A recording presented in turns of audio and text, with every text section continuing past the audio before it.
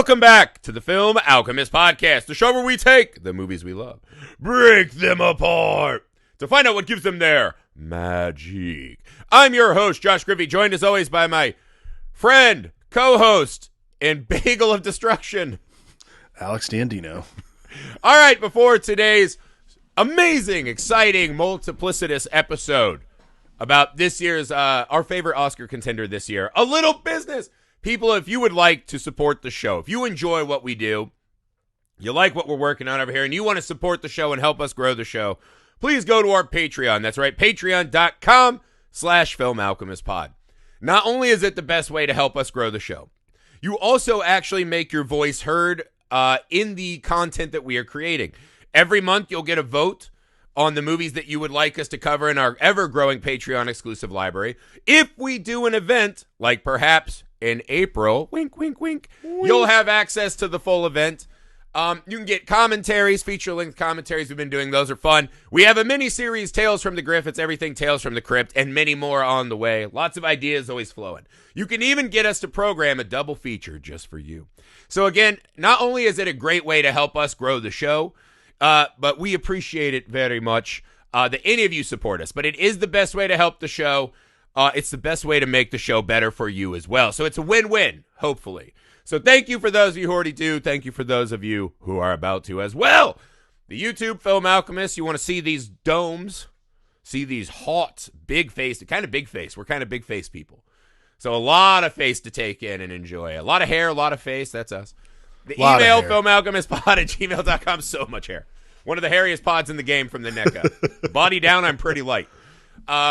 Me too, for some reason. That's yeah, weird. So I am we not just an we use it Italian where it's that necessary, right? Like a good filmmaker, we put it where it can be seen on the screen. That's where we put our resources. That's right. That's where the money is. That's right. That's where you put money. Yeah, so we're on all the socials. Get at us on social. That's the other thing. You can join our Discord if you're on Patreon. We have a good time over there. Yeah, man. And something free and easy you can do, right? You can't do money. We get that. Times are hard. Everyone doesn't have excess cash to throw around. Something free and easy you can do. We're asking this year. Not only just leave the 5-star ratings and reviews on every podcast app you listen to the show. That helps us defeat the algorithmic oppression. The algorithmic Jobu Tupaki, right? That helps us defeat the algorithm. Correct. Something easy you can do, man. If you love movies, you probably have at least one movie-loving friend, family member, whatnot. Send them an episode of the show that you enjoy or about a movie that they enjoy. We'll take it from there. But we want direct contact growth, guys. That's what we're working on this year. We've actually already seen some good results from those of you who've been doing it and let us know. So thank you very much for that. Oh, right. Although that was an award-winning intro. True. Today we're here to talk Oscars. So this is a thing we're going to do every year where we pick our 2 favorite Oscar movies and we talk them out. So hopefully you guys enjoyed The Banshees of Inisherin, however you say it. Banshees of Inisherin. Yeah, that fucking episode. It's fucking great. Great fucking movie. Enjoyed talking about that.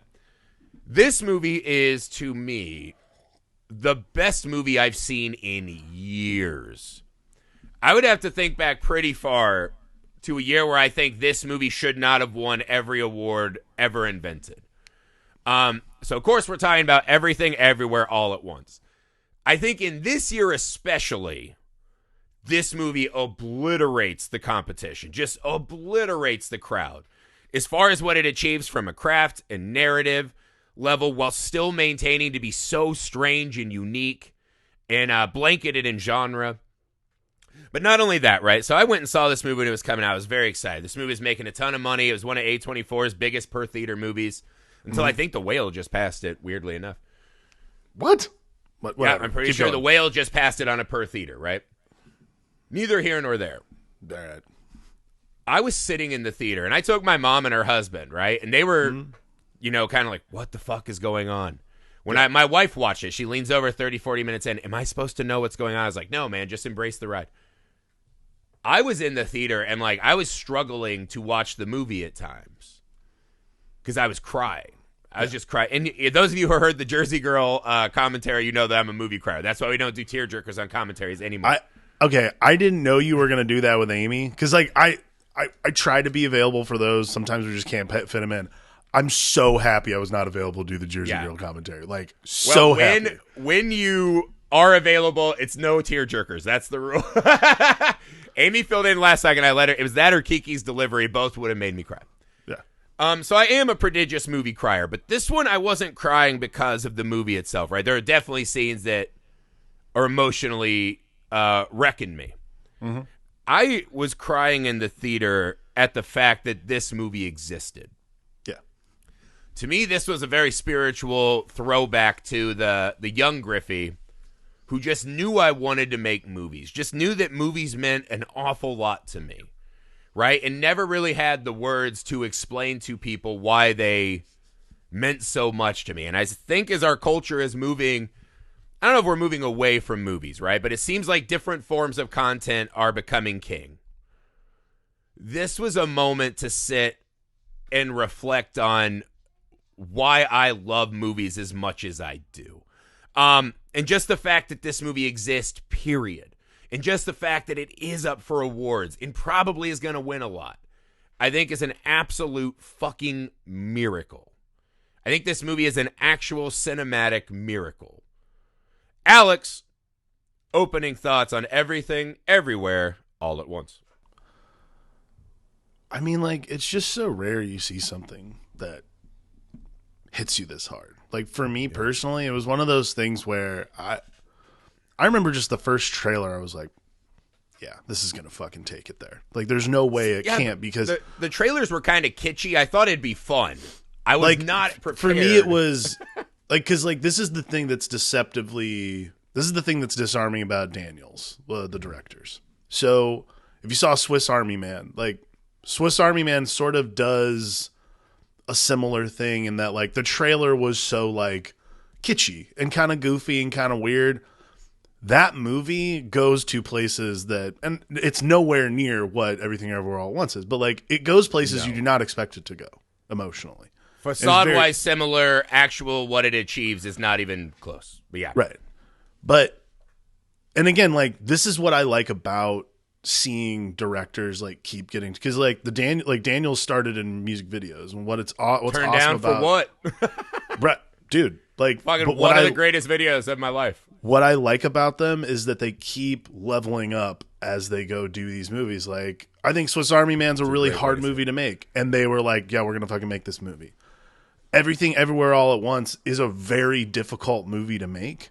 Oh my God. And just like, but here's the thing.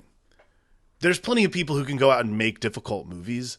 The absolute love and passion and beauty that they like just inject into this every aspect of this movie is so awesome that like, I love Daniel's ability to take the simple things like a googly eye, a fucking everything bagel, like these tiny iconographies that like are just commonplace in our world, and make them something so much more important than we even thought about. Like, no, that image, I think that is a lasting piece of cinema. That moment where Michelle Yeoh takes the googly eye and puts it center of forehead. Like, there's something about that is like, that's never not going to be like a clip in like a super cut of movies that came out. That was also a special moment for me, because that was actually one where Hunter was sitting next to me watching it, and he's like, I don't know what's going on. And I was like, it's fine, man. Just ride with it. And he saw the googly eye, and he goes, what's the point of that? Like, he thought it meant superpowers, and I had to explain to him what symbolisms were. Right? I'm like, she's seeing her reality in a new way. That's so beautiful, though. But that's what I mean. That fucking googly eye is going to mean a lot to me, because I'll remember that moment, explaining to him, like, the symbolism of Godzilla and shit. It's that kind of thing. You fucking crushed exactly in your explanation of what this movie is. It is the unique and personal that infiltrates this hard-to-make movie. So not only is it just buried in genre, right? It has hard sci-fi. It has, kung fu, martial art, all this kind of shit. But in the very middle of that, this is what separates it from Swiss Army Man. Is at the very middle of that, there's a real fucking narrative that everyone can sink their teeth into. This concept of you feel the pull of Jobu Topolsky because you're worried that in your life you've made so little of it. Mm-hmm. Is a universal truth. So while Avatar is probably the hardest movie to make of the year, very much like its titular Blue Fool, it is hollow and empty. Yeah. Right? So your technicality is going up, but your fucking heart and soul is going down. This movie is a massive leveling up for the Daniels in telling an actual narrative with actual emotional value and stakes. And so the fact that they are able to level up and do the fun genre, you know, killing people with dicks and jumping on butt plugs, while never losing focus on that emotional core. Right. And to get someone to finance. I mean, this movie is a series of how the fuck were they able to pull that off. I think this is the other thing about, this is in my opinion, this is why A24 is probably probably the best like shop right now in the business, is they're willing to take those kinds of chances. And it's not even a chance you take. You just look at the filmmaker, like that's the difference, because we do live in this world of, and it's okay. Like, I don't have a problem with franchises and big movies. Like, it's fun to go to the fucking movie theaters and see these things. I don't have a problem with any of that. Dude, I just saw Cocaine Bear. Like, I'll watch anything that's fucking fun. Why the fuck would you not go to the movie theater to watch a movie called Cocaine Bear? I was just talking with someone about this last night. Like, how does that, like... So, Bad Parent Award of the early year, I took Hunter and Logan. My 8 and 5-year-old, because I thought it'd be more bear and less cocaine. So wrong. So now I told them they have to refer to it as Sugar Bear. Yeah, so they were attacking each other. My 5-year-old has a broken arm. He's going, Sugar Bear! Ah! He's like jumping on the other. So I was like, even though I'm the worst parent in America, I would like to know if there was a kid who is, because they have to be like 3.5, almost 4 to Logan's age. Right. You can take an infant, but they're not processing. Like, what's the youngest comprehending kid who saw Cocaine Bear opening weekend? I bet Logan is in the running. Yeah, probably. He's in the top echelon. But like A24 is this, like, it's sort of like the vibe from the 70s when Paramount started putting out movies like The Godfather and shit like that. Like, there's that feeling that I get when I see an A24 logo come up. I'm like, oh, something crazy is like, not like, oh, it's going to be nuts and absurdist and uncomfortable and hard to watch. It's more just like, oh, something really cool is going to come out of this. Like, something will happen in this, within this context of this company. Something cool will happen. And Everything Everywhere All at Once is those swing movies you take where it's like, shit. Right. Why didn't, like, people watch that and don't go, why didn't I think of that? People watch that and go, I got to think of something. That is so cool. Like, that's what I love about the movie is creatively you watch it and you're like, that is so much fun. Why can't I, like, try to have that much fun making something? And then at the center of it, actually, like, for me, because my wife's first generation, Guatemalan, her parents came here from Guatemala, something that I'm just not in touch with. She was like, there's a lot of generational trauma story at the beginning, at like the behest of this film, and I was like, "Oh, that's absolutely. And yeah, like you can pick it up. It's super interesting. There's so many great pieces to this story." Right. Well, that's the thing, right? Even A24, to get to that point, even when they start being a little far up their own ass, you at least expect to see something unique, something that is trying to say something, right? And when it works, it's spectacular. Right. And what I loved about this movie is there are some movies you see and you're like, fucking goddamn it, I should have written that. I could have written that. Right. This was a movie I was like, there's no fucking chance I could have written that. I thought not the that same I can't thing, sit down and write, but there is so much that the Daniels put in there that is so specific and idiosyncratic. Specific, I said it, not you this time. Well done. It is so idiosyncratic that it reeks of their own thing. While it feels like an homage to all these other kinds of visual movies we like, it is so specifically them. And I think that's when these kind of movies just soar. Is when you're like, I truly could not imagine someone else could make that movie. It's a perfect blending of what they do best from writing and directing, right? The style of the movie, I think, is what people will remember the most, right? Sure. Like this one, I think, is a lock for best editing. Those transitions between realities are fucking seamless. And there's no way if anything else wins best editing, I'd be like, nah, not a chance. Like, well, even people who like to shit on the Oscars always say that those categories are most. It's not best editing, it's most. All right, even on that, this should win. Right? Still should win. It has both. Fucking Marvel. Most Yeah. editing for sure. Definitely best. Yeah, they actually met the way they jump betwixt timelines. So let's start on the actual kind of story of what's happening, right? Sure. So essentially the genesis of the movie is Evelyn runs a laundromat, right? She's at odds with her daughter and her daughter's girlfriend. She thinks her husband's an absolute good for nothing. Right. She takes care of her dad, who can only shit on her constantly. Yeah. And she's being audited by Jamie Lee Curtis, right? This is the world that we are plunged in. A real trifecta, if you ask me. It's just we walk in on that day, right? And I love the opening shot, right? Where you see the three of them in a mirror singing Happy. That hard cut into the harsh light of daylight reality, right? And we cut to her just buried in financial statements and bills and receipts. Mm-hmm. And the pacing of this opening, right? Because this is another thing, too. This movie's 2 hours and fucking 20 minutes long. Yeah. I do not think it sags. I have some friends that think there's like some redo stuff in the middle where they were just redoing beats. This is a movie that I did not sit there and say, God, they should have taken this or that out. I felt it soared. But this opening of just, it's like the crab on the bottom of the ocean, right? Every so often something else is on its shell and something else. Right, and the weight of watching Evelyn begin to crumble before we get to that elevator, I thought was just wonderful. So, Al, what did you open me up with your thoughts on this beginning of the film? I mean, it's just this. It just starts perfect. I don't know how else to describe it. It just starts perfectly. Like, for a movie that's going to get so complicated. And not in a bad way either, but a movie that, like, has to take, like, massive swings to take you there. And I'm talking, like, not just like, oh, yeah, like time travel and like weird shit like that. Like my wife, I came home and Andrea was watching Interstellar last night. Like, I'm not talking about like random stuff like. Was she depressed or? I don't know, whatever. But like. She going through some shit? I'm not like big swings and stuff like that. I'm saying like technically, aesthetically, and thematically, you have to like start going through like some really hard shit. It starts in this really like almost matter-of-fact way. Like, I don't know how else to describe it. Like, it still has these weird Daniels quirks. That's exactly right, though, because this is an important element, because the strangeness of the house that we are about to build. Yeah. They give it this absolute rock-solid foundation. Yeah, I think that is like the key best to part the of the whole movie, right? Because even as Evelyn begins... So Evelyn's in the middle of an audit and is confronted by Alpha Waymond. Yeah.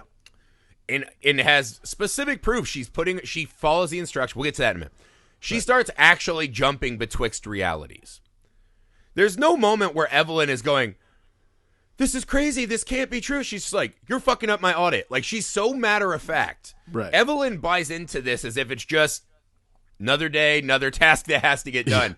I think that's such an important choice that she's not so fucking overwhelmed, right? I think if someone came to me, right, Alpha Amy, and she's like, here, you gotta, chop your pinky toe off so that you can jump into the world where, you are an animal performer at SeaWorld. Wait, what?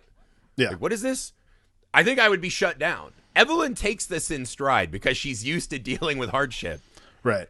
And so I think that foundation, because even as it gets weird, this movie always has a firm tether, no matter where it jumps, to the struggle of Evelyn and Joy. What's her husband's name? Waymond, that's right. I already got it right once. But those three are always tethered, right? They're always connected to her in some way. So I think that allows you to let the weirdness wash over you, right? This is one of those movies that an average member who's like not in for this kind of story, like my mom.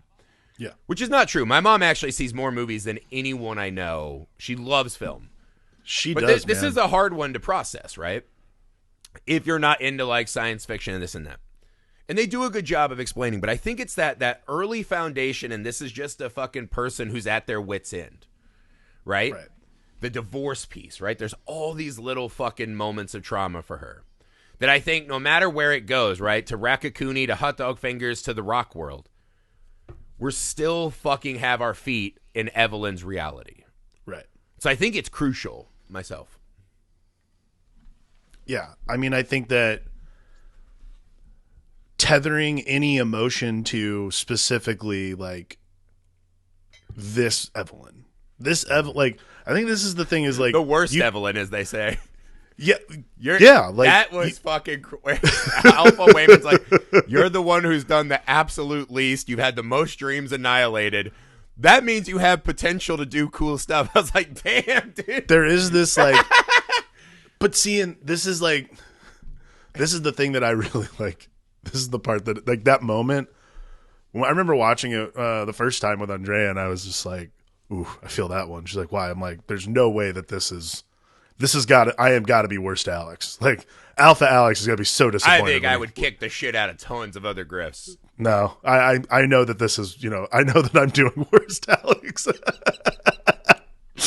Like, it's one of those things. I mean, I don't say I would be, like, at the top of the rankings. But I think I'm a middling Griffy.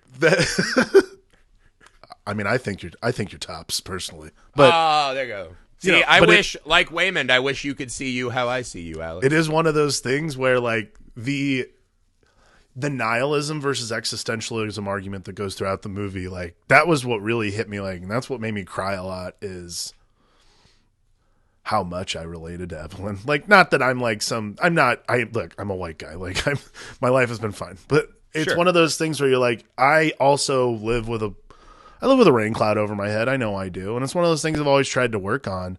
But I know what it feels like to sort of sit there and be like, I don't think it's going to get better. Like, and I don't know how to make it better. And I'm trying really hard, but I don't know how to get out from under it. Like, those are the kinds of things. And I think when Evelyn starts, when the verse jumping thing starts, not when it starts, but basically once the scene starts happening within the audit is when I was like, this is it's not hard to watch. It's just like, it's more intense because emotionally I was like, I think this is what's going to rock me.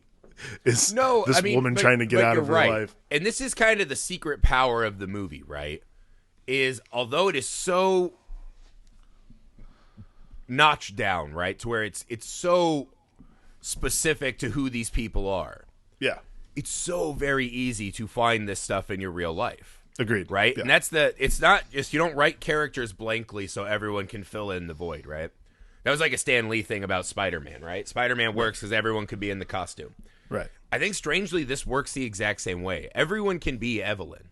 Right. Right? And what I think works is because she's so fucking put upon. When he grabs her in that elevator, she has that flash where she sees from birth, the first thing she sees is her father's disapproval. Through the rest of her life, right? Building a life with Waymond, having a daughter, and now here.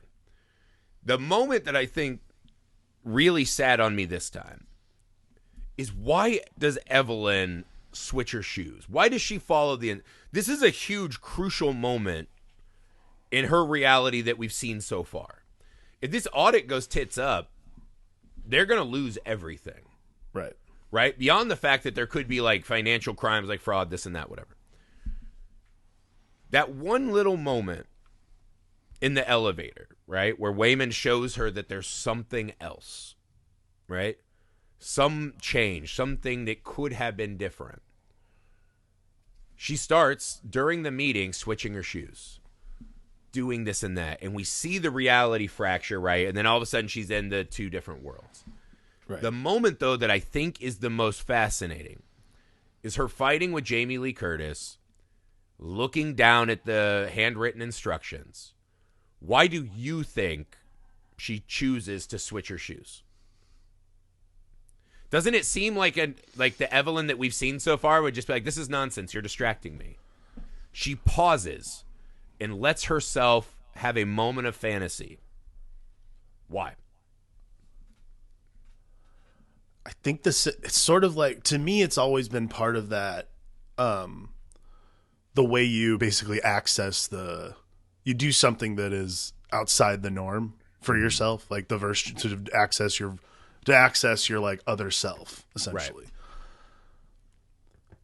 I think it goes in line with that. Like, you switch your shoes. That's how I always read it. You switch your shoes because it's how you want to step outside yourself almost. I don't know. Like, that was what I always assumed it was part of. There's such a cry of desperation in that moment. That even this, like, by the numbers, hardcore, can't even be emotional with her daughter, just tells her she's fat. Yeah. Right? Just very stick to it, got to get this done, no time for fun and games, right? Right. It's actually what she hates the most about Wayman, sadly. I think in that moment, she had just a fucking flash of a better life and was willing to do something silly, have it not work, and be even more miserable. Because to her, she's like, what if? It's that fucking what if of this movie.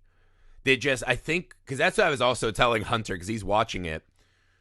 And I was just like, well, man, you're young. And like, hopefully you don't have that many regrets yet. Yeah. And I was like, as you get older, and the characters in this movie are even dramatically older than we are, right? The weight of carrying those regrets. That she's like, even in the middle of this moment, I won't pay attention. I don't care if I look like a fool. I'm going to fucking take a shot to just not be me for a second. Yeah. The desperation of that moment really hung heavy on me today. I think that that is exactly what it is just you're supposed to sit in that and feel, because like we always feel, there are always, I think anyone who doesn't admit to themselves they feel a little stuck sometimes, like, and it doesn't matter who you are, like, Yeah. I mean, we all like just these have that fuckers on moment. Instagram that do the like push through, Yeah. wake up every day, kick ass. It's like, yeah, man, like I get it. Yeah, like It's easy enough to do certain things, but like, that's just not me sometimes. And there's I a think whole that emotional reality that they don't take into account. and I think like there's just a key to the casting as well that makes that so accessible for everyone. Because if you had cast, like, it's interesting because I guess originally they had written this for Jackie Chan. Yeah. And I think like this movie, it doesn't work that way if Jackie Chan is the lead of this movie, because he like hit such we all a know level Jackie of Chan. megastar. Yeah. Right? We all know who Jackie Chan is in that Yeah. way. Like, now, I don't know about you. The things that I remember Michelle Yeoh from are Crouching Tiger and Tomorrow Never Dies. Those are the two things those are the two things I always remembered her from. And then obviously she's done a bunch of shit. Like Sunshine is the one that I remember in my later life, is the thing I remember from more. She was always in stuff, and you're like, fuck, she's awesome. Yeah. Like, I never sought out a Michelle Yeoh film, right? Like, she never hit that level of stardom in my mind. Right. But, like, every time you saw her, she's just great. So there is something about... That's the thing. If you put a big star in either of those roles, right? Whether it be Wayman, whether it be whoever, you lose this... It loses the ability to grounding we're kinda talking sink in. about. Yeah, I mean, that's the thing. You have to... Especially Wayman, right? Oh, yeah. I mean, he hasn't worked as an actor in decades. Yeah. You know, his speeches during award season have just been devastating. As he's like, people just quit calling me. Like, I think one of them I watched was him and Brendan Fraser. Yeah. And Brendan Fraser had said to, like, hey, we're still here, man. And he talks about it. I think Key was just like, I think it's over for me. That dream is gone, right? He was a choreographer and, like, still working. Yeah, no, he did a lot of stunt choreography for, like, a lot of Jet Li movies, I think. But his dream was to act. Yeah. And that shit was gone. And all of a sudden comes this wild movie where he gets to play multiple roles. And he is, to me, right, Michelle Yeoh is just fucking amazing, right? Everyone in the movie is pretty fucking amazing. Yeah. He is right, because later you see that in life, right? Like, just the fact that she was able to find someone who could love her for who she is. Yeah. Brings her back from the bagel. He is the absolute emotional core of the film. 1000%. It's Evelyn's story. It's Evelyn's story with Wayman as this, like, gooey center to, like, drag us all back into, like, because when he's things so get fucking good. Again, he's so good. The other scene, like, there's two scenes he has in this movie that I'm like, that's undeniable. Like, there's no way this doesn't wind up in, like, supercuts of greatest supporting actor performances forever, which is that when he does say, is like, in another life I would have liked to just, I sat around thought and done that maybe taxes with Brendan you. Gleeson could have won. You're Maybe. right, though. That moment, because it's intercutting between, because in the other universe where she's the movie star, right? She's essentially playing Michelle Yeoh. Yeah. There's this slick dick Raymond, right? Who Dude, looks and cool as fuck. Dude, he's so fucking... The transformation, Right. I'm just like, I'd fuck that guy for sure. He went from, like, happy us to like slick dick Wayman. Just coolest. And there is this intercut they're doing, right? Evelyn's becoming her own Jobu Tupaki. Yeah. She's splintering off herself. And she's saying nothing matters. And Wayman is there. And so normal Wayman, right, is doing the like, hey, stop. She stabs him, right? He turns. I'm going to cry. There's a scene where they cut back, right? And there's like a bunch of guys who are trying to fight Evelyn. And he's just standing in front of her. Like he's going to protect her after she just stabbed him. Yeah. Or he got stabbed. I don't know if she did that. But. And he just goes. Right before. He goes, just stop. I know you're all fighting because you're confused. He's like, I'm confused every day. Oh my God. And they're cutting between brave, normal Waymond, right? And then slick dick Waymond just being like, maybe your dad was right that I'm too naive. He's like, I'm not naive, right? This is how I deal with it. It's a strategic decision. And he goes, yeah, in some reality, I would have loved just doing laundry and text with you. Dude. And then you see him between her and those people saying, please just be kind. I mean, just be kind, even when things don't make sense. When I said that Brendan Gleeson should have won, I revoke that. He does not win. Right? Like, this is it. Like, if he doesn't win, it's a fucking fraud. Him standing in between everyone. That scene where he's just, I mean, and yeah, like, these two moments are intercut, but yeah. Him just, like, asking everyone to be kind. Even him turning into Alpha Waymond and filling his fanny pack with rocks and beating everyone's ass, I'm like, he could not have been cooler in more ways. Character in the whole goddamn movie. And this is a movie filled with awesome characters. Yeah. But he's just, like, this, like, emotional core of, like, it's gonna be okay. Like, and it's hard. I remember watching that and just sobbing. Like, I did it again when I watched it again because I'm just like... I did just talking about it. I know. I'm sitting here just, like, tearing up because I'm like, I need someone like everybody needs someone like that in their life. As Evelyn said, the universe was nice enough to send you someone kind and understanding. Yeah. Who appreciates you despite your flaws. Some paraphrasing of that. But it's like the universe just sent you someone kind, and no matter what reality you're in, if you have that, if you have a Waymond, any version of Waymond, it's worth pulling back from the everything bagel. It's one of the great characters. If Waymond doesn't work, this movie probably falls apart. Oh yeah, I mean, there's no.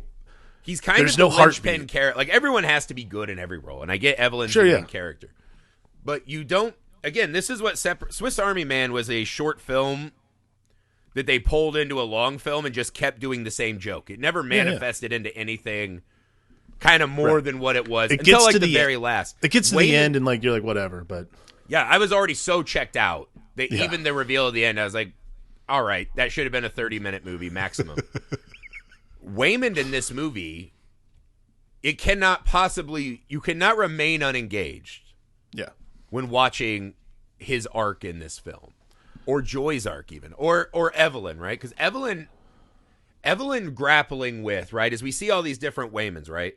Evelyn is grappling with and making the choice that she wants to go to the movie star universe. She's willing to risk cracking her pot, right? And Waymond's like, no, don't ever do that. You'll blah. There's a line in there that is fucking devastating.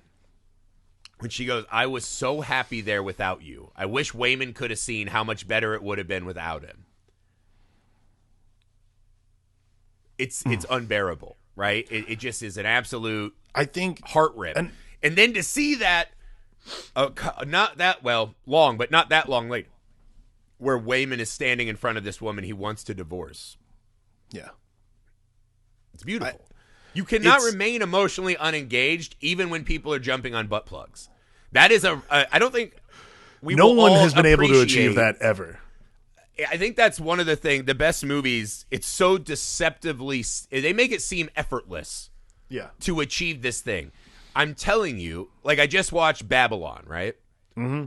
All fucking 18 hours of it. Wow. Good for Babylon to me is like Jared Leto's Joker, right? Instead of being, it has to tell me what it is constantly. Yeah. Right? And I was like, who is this for? Like old ass people who are loving like 1920s Hollywood and orgies? Like, I'm confused the demographic, but it felt like it never became a real movie, and it was just them telling me, hey, weird stuff, weird stuff, weird stuff. It's not easy. It's not easy to take it to those places and keep people emotionally engaged. I don't think most of us, even those of us who have created screenplays or worked on movies or whatever, fully appreciate what they did. I'm gonna tell you right now, there's not a single movie that exists that could have made given the emotional weight and impact that this movie has, that also has a scene where Jamie Lee Curtis and Michelle Yeoh are lovers with hot dog fingers. Like, there's not a fucking movie in existence that could doing that Angels in the Outfield mating dance. Like, come on, man. Like, it's not even one of those things where it's like, oh, that's just weird for weird's sake. Like, in another universe, like, oh, they're together and they love each other, and this is like how Evelyn decides, like, oh, like, I can fix the sad, like when she starts going through and fixing all these splinters, I can fix this person's sadness. Like, that's beautiful and fucking absurd at the same time. And like, that mesh in this movie is seamless, and it's almost impossible to make movies like that. It's I don't know how else to describe it other than almost impossible, and it's absolutely incredible. That's the kind of, again, that's why I wouldn't say this loosely, right? It's an actual miracle that this movie became what it is. Yeah. Right? I mean, just the solid fact of what it is. Right? It feels like, it's this thing, the movie has a chance to die 1,000 times. Right. There's so many people and money involved, and once money's involved, people who have opinions, and I mean, anytime you see a good movie, it is a miraculous achievement, right? Yeah. Even with all the money spent, like, a lot of good things had to click in place. This one specifically is almost mind-blowing to me, that I can see someone in an Elvis suit kill a man by confetti vomit with giant dicks, and then cut to Raccacoonie. I mean, and then a fucking bagel. A bagel with literally everything on it is kind of the great world-ending event. I mean, you say it out loud to someone who's never seen this movie and be like, hey, I have this idea. Right. It's got kung fu, butt plugs, karate, IRS audits, multiverse, a raccoon working with the chef, and they'll be like, shut the fuck up. Right. You've had enough. Go home. I'm going to get you an Uber. Right? Well, like... And it's perfect. Right. And Daniel Kwan said it started as a throwaway joke. Like, they were literally, like, using an everything bagel as a placeholder. I'm like, I mean, why change it? It's this absolute perfect symbol. Synergistic place where all the things they've been through and all the craft they've learned and all of the things that make them funny or unique or whatever, it all found this perfect vortex of synergy.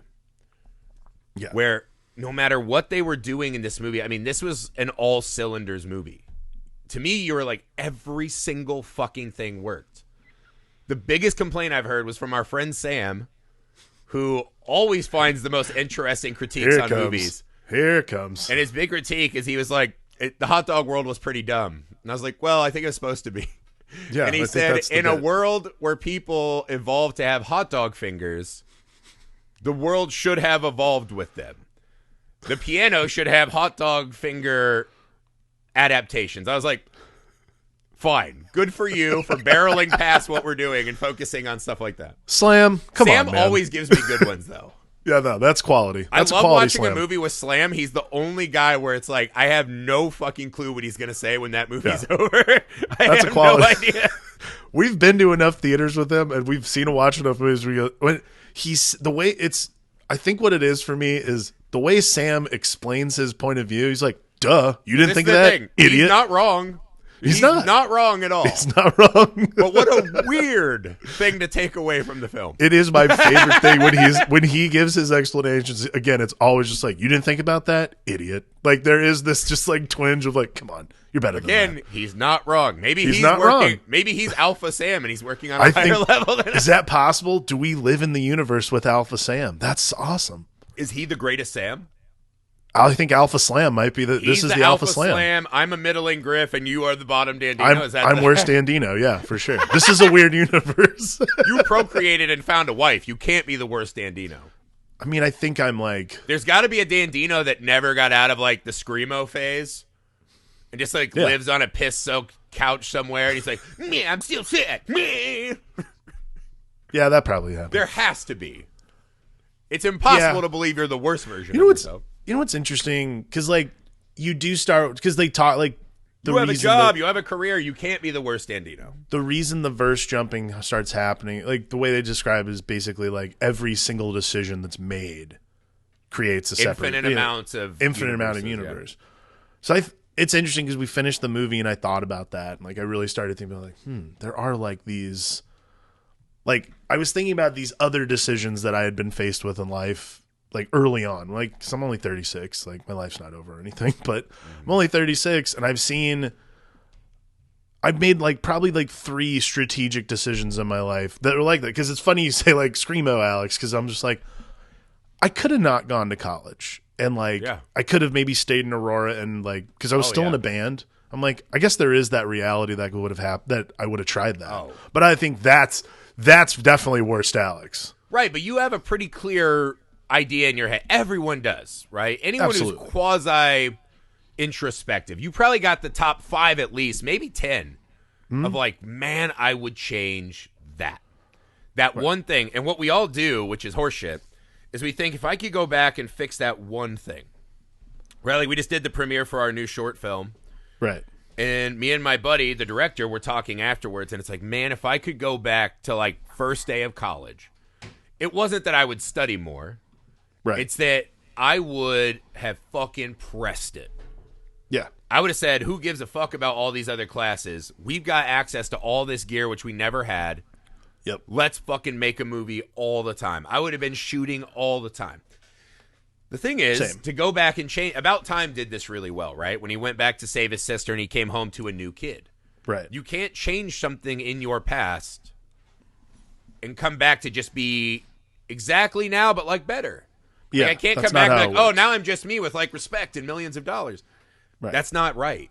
Like, if I had made a different choice, this version of me would be dead. Right. Right? And so what this movie's postulating is that this version of me is still out there somewhere. Right. Every choice branches into 2, 3, 4, whatever. And I thought that was really... They didn't bog you down with it.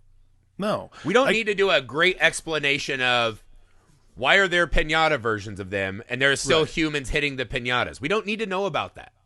It's what I love about this movie is they don't get hung up on... This is not like hard sci-fi where they get hung up... We're not doing an in-game thing where we talk about time travel and how stupid all the other time travels are and then do a time travel. Like, this is literally like, hey, this is the first jumping technology. Yeah. This is how you're getting out of here. This is how we're doing it. This is what you have to do. Someday when we cover the entire Marvel Cinematic Universe, we'll get to that. We'll get to that. But that's what I loved about this whole thing is like, it's, you know, it's like an old, it's like an old Bluetooth headset, and it's simple. You do a thing that maybe your real self wouldn't do in this universe, and it alerts your other self that something's different. Like that's a deceptively simple device. Like, I love the mechanics of this. I think it's awesome. when Evelyn and Joy start fighting and they go from, like, prison to crayon drawing to pinata to, you know, ancient Japan or China, wherever they are. To rocks. It's just amazing. How about the scenes of Michelle Yeoh where she's just screaming in front of the camera? They have it on Reddit. I saw someone who pulled every frame where it's like Evelyn's grapes, right? Evelyn's a chihuahua. I mean, it's amazing. I love this. But again, it's the shifting realities, right? It's not just that she's getting new powers. It's just the idea that somewhere she's a pizza sign spinner. And somehow that's supposed to be worse than what she is now. Right? Somewhere she's a hot dog finger lady. That's worse than what she is now. And I think what the movie's reminding us is that's what I told Hunter at the end, too. We were having, like, deep movie talks. I go, the trick of the movie, because he loved the pinky finger. He's like, oh, I want the buff pinky. That's where I'd want to be. Right. And I said, Hunter, the trick of this movie is you're supposed to realize there is no worst Evelyn. You're supposed to want to be in the reality that we start the movie in. Yeah. That's where you're supposed to end on this movie, right? As they say, is Jobu Tapaki's like, everything's useless and, eventually it'll crumble. We have but a few specks of time. And Evelyn says, then I will cherish those specks of time. That's the trick of the movie. Is this is not a wish fulfillment like, man, I wish I was movie star Griff. You're supposed to have a moment and say, what I have is great in its own way. Yeah. It's a beautiful place to land on in this movie. I think that's the most important thing about just the storytelling in general for the whole thing is to not just like, accept your life as it is, but like cherish it. You're like, your life is cherished. Like, it's a cherished life. And but every reality has terrible things that we just don't spend time with. It doesn't change anything. Like, right. Like shifting to another reality doesn't make your life any better. This is something then you just have that reality's problem, right? Right. This is something she destroyed her daughter and herself in the first reality. Right. So it's like they're not all great. Well, like this was exactly. I mean, I don't know. It's sort of it's one of those things. This is like the ending is something that I sort of wrote. I wrote a comic book a long time ago that will never get published. That I had an ending where a character was like, we could go to a multiverse and be happy there, and like that's not the point because like it doesn't matter. Every single place has its problems. You can't just decide. Right. And if you go, you're bringing that shit with you. Yeah. You can't just decide that your baggage is left behind. Like, you bring whatever you take with you. Like, I think that's the hardest thing for people to accept, especially adults, is like, your baggage is with you forever. Like, it's not necessarily, like, it can't just be a bad thing either. I think wherever that's like you the go, hardest you'll thing. Pick up more. Right? Yeah, That's absolutely. Being alive. What this movie is telling you is every decision you make is a branching moment. Yeah. Think about how many decisions you make every single fucking day, right? I'm in a weight loss group right now. I've lost the easy fat weight. Now I'm like in the it's going to be harder. Right. Right? You have to start counting calories. And you're like, every fucking day when I do that, you're like, every fucking bite of food I take is a decision that is either making me back to hefty or will bring me one step closer to skinny and sad, right? Instead of fat and sad. And it's like every day you make hundreds of decisions. The way you talk to someone. Do you respond to a text? Right? Like every day you have X amount of chances to change your reality. So what the movie's saying, the idea that there's somewhere out there a perfect one where every single choice ever went the best possible way is ludicrous. Right? Yeah. And I think that's the thing, is that this is not wish fulfillment. This is reality affirming. Right? That even in a world where things are not good. And again, this goes back to Waymond. Right? He got the extra meetings. He was nice and made cookies for a lady. The Evelyn was like, she's our enemy. He's like, well, I'll talk to her. Right? When she breaks the window and everything's going down, she's going to get arrested. How did you get that? Right? Because she comes back from the Jobu world saying, there's my silly husband making things worse again. Right. And he gets her off the hook, out of the cuffs, and he just goes, I just talked to her. That's it. Then she has these flashes of her silly husband who makes everything worse. And then, I mean, just some of the funniest shit. Just watching him be happy. Like when he puts the googly eyes on the bat or the ball and he like runs away from her because he wants to enjoy. It's so fucking endearing. Yeah. It's the best. It's those little touches, those little things like that. It's so good. When she kisses him at the end and it's like they haven't kissed before. God damn. So good. Oh. Okay. So we made it this far. We've gushed a lot about that. We have not barely touched on Jobu Tapaki. Oh, Joy. Stephanie Sue. She's unbelievable. Dominates this fucking movie. Oh my God. Dominates this movie. She's so good. Like, not only is she good as like the daughter who's put upon as her mom passes down the trauma from dad to her. That intro of her walking out of the elevator in like full Jobu Tapaki regalia, right? She's essentially in an Elvis suit with fucking giant rubber dicks. Masterful. You are getting fat. This and that. Like maybe like let's pull that out. Right? Like maybe let's not insult her right now. We don't need to pile on. Maybe like you've been that, on the lesson of like, not fucking trashing other people's reality. But what she says is that I would choose to be here with you no matter what reality it is. I want to be here with you and your dad. She tells her, she's like, this explains why you still came looking for me. Even though their relationship is fire and ice, you still came looking for me. Right. Right? And I think those moments between the two of them, right, where it starts to feel real. Yeah. Right? At the start, when they just like that car scene at the start to that at the end. Mm-hmm. It's like, all right, let's actually talk about this. Let's deal with it. And her as Jobu just like walking to the stair. Again, costumes, amazing. Action, amazing. Her saving everyone by being kind to them, amazing. Right. Right? And she finally lets Joy go. She lets Jobu go. Right. And she starts falling into the black hole. And then she does the, like, I would choose you no matter what. And she reaches back and they grab each other and they hug in the base reality. Yeah. And Joy's just like, what now? And the mom uses the nihilism as a weapon to do better, which I thought was a really nice choice, where she says, we can do whatever we want because nothing matters. That freeing yourself from all, and Joy is so fucking wonderful. Because when we see Evelyn, she's already been kind of hardened by this shit that her parents put on her. Right. Right? Like when she tells her dad when he's in the robot suit, how could you let go of me so easily? How was that okay with you, right? You didn't fucking fight for me.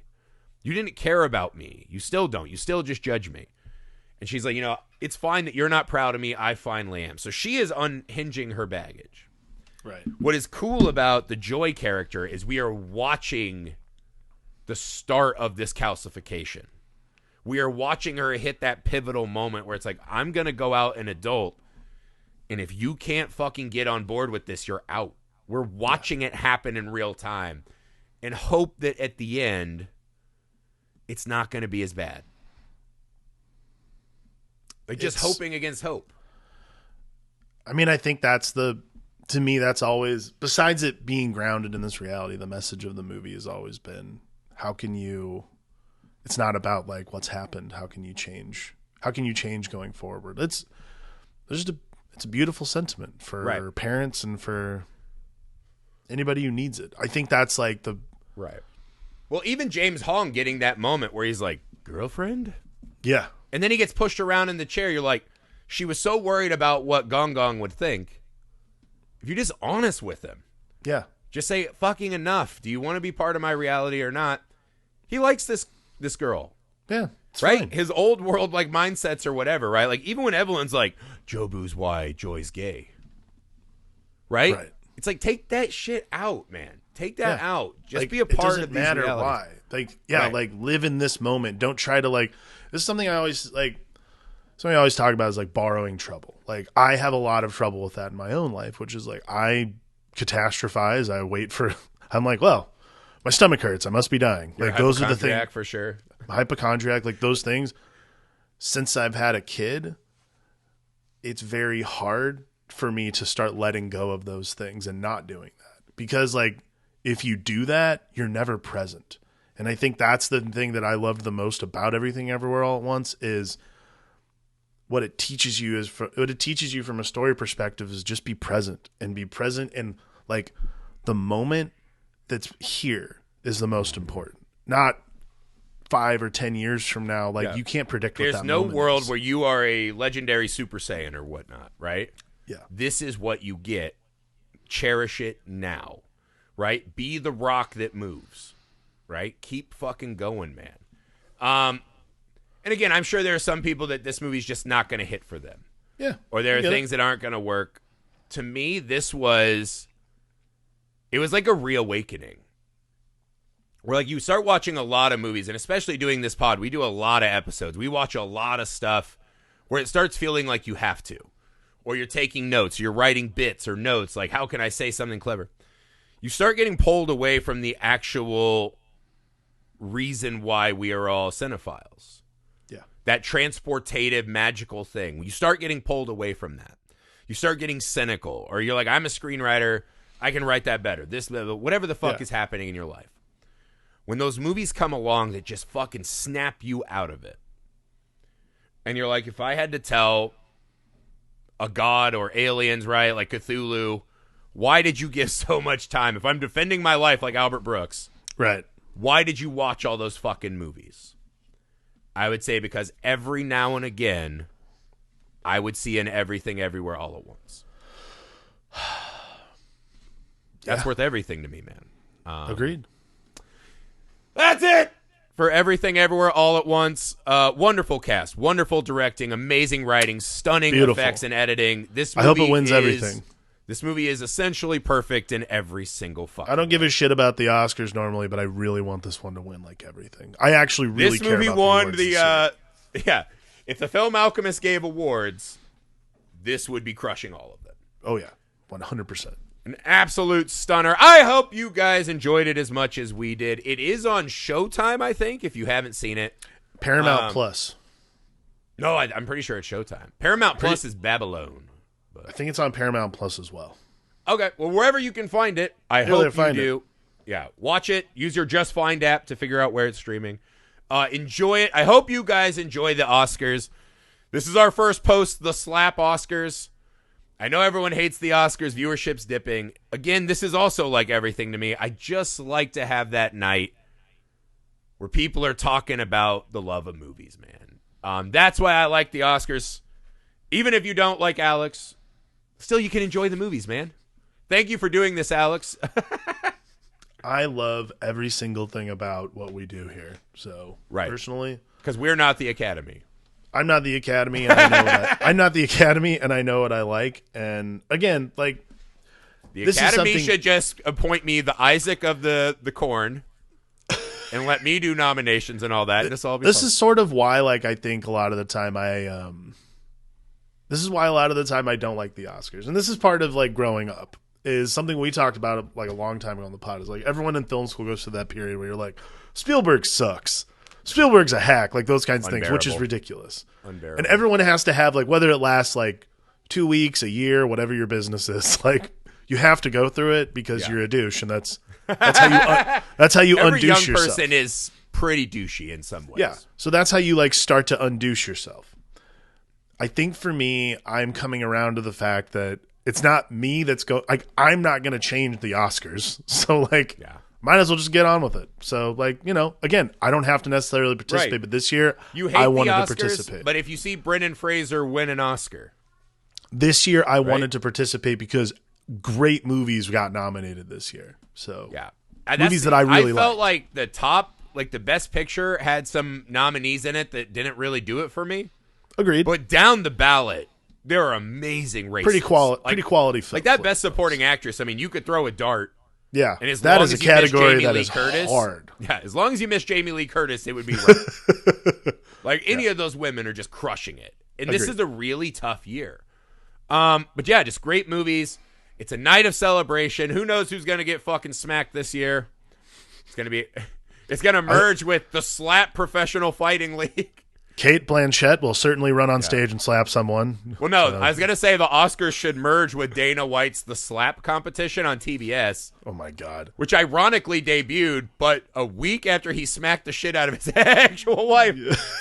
Marketing ploy or terrible marriage? We'll have to see. But yeah, Dana White could host and just be smacking everyone. Maybe that's what they need, right? That was the buzzword, the Oscar moment of the year. Neither here nor there. It's all about the love of the movies here on The Film Alchemist. If you love what we do, you love movies, you want to support the show, go to patreon.com/filmalchemistpod. The best way to support the show. Also allows you to have a voice in what you hear on this show. We appreciate it so much, all the support, guys. Thank you. 5-star ratings and reviews wherever you find us. Socials, the YouTube is Film Alchemist. The email, filmalchemistpod@gmail.com. And if you'd be so kind, hit up a friend, hit up someone you know, and see if they'll dig the show too. We appreciate you guys so much. Have a wonderful Oscars. Be kind, even when it doesn't make sense. Be kind, even when you're scared and confused, which is every waking second of my life.